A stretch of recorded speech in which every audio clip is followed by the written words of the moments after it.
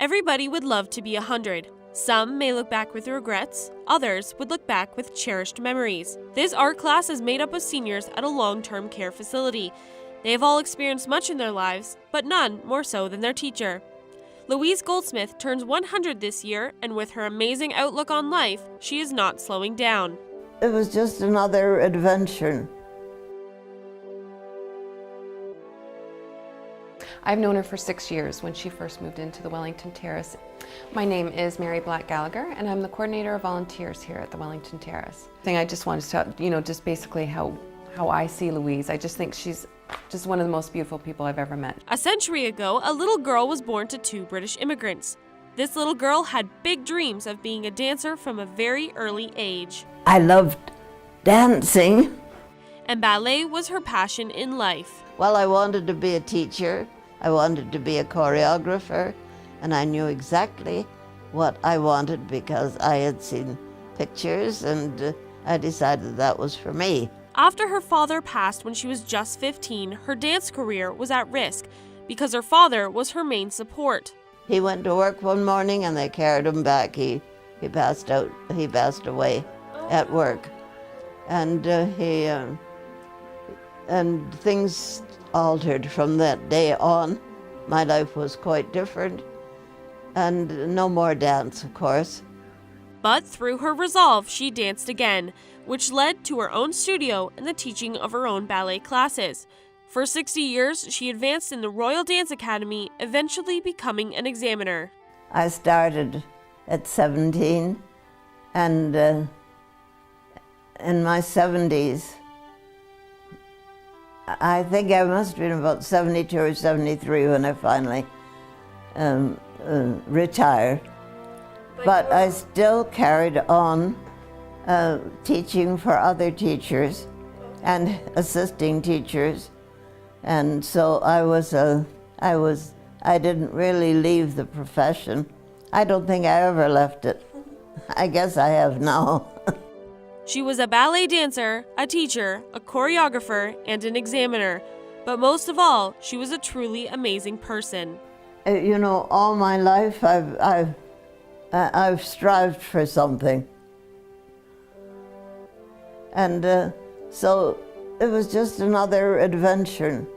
Even teaching classes brought her happiness and fulfillment. Your classes were your children? Absolutely, I loved them all. And I still have some that I hear from. They're in their 50s now. Louise has lived through both wars, the Depression, rapid technology change, and even a man landing on the moon. The life she lived was completely different than the world we know today. Well, I guess cars, when I think about cars, they look quite different now.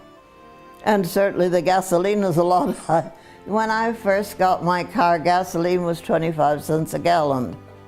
They had a stairway up to the second floor with a landing in between, and off that landing was a room, and there they had a television set up, and everybody that wanted to could go in and watch the man walking on the moon. So I happened to be passing, so I walked in and watched it for a few minutes, and I thought it was absolutely amazing that I was down here and he was up there.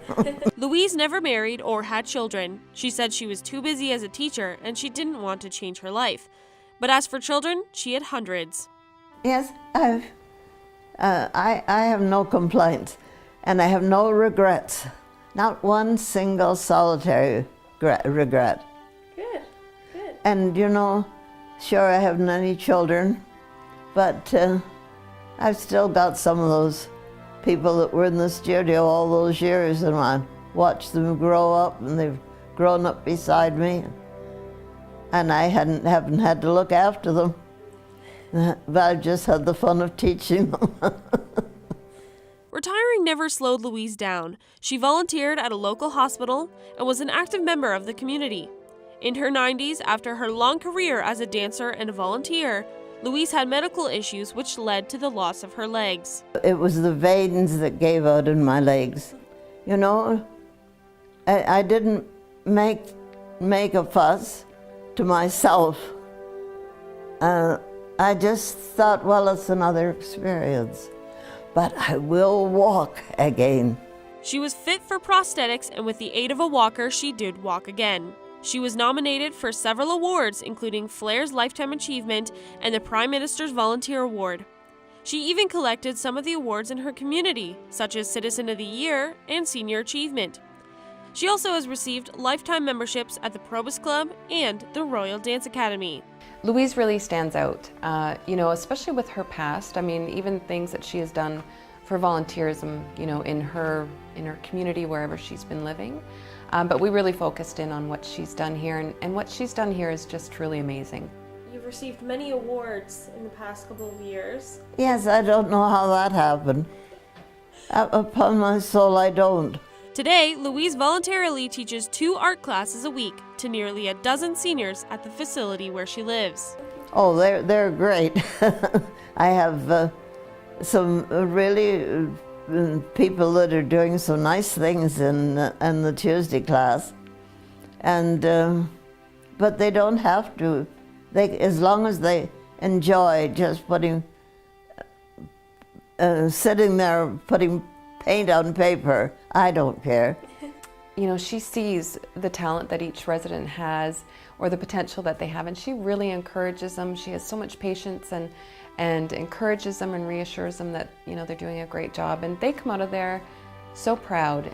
Although most of us cannot comprehend what turning 100 may feel like, it seems to be secondary to Louise. Be turning the big 100. I don't know how I managed that. How do you feel about that?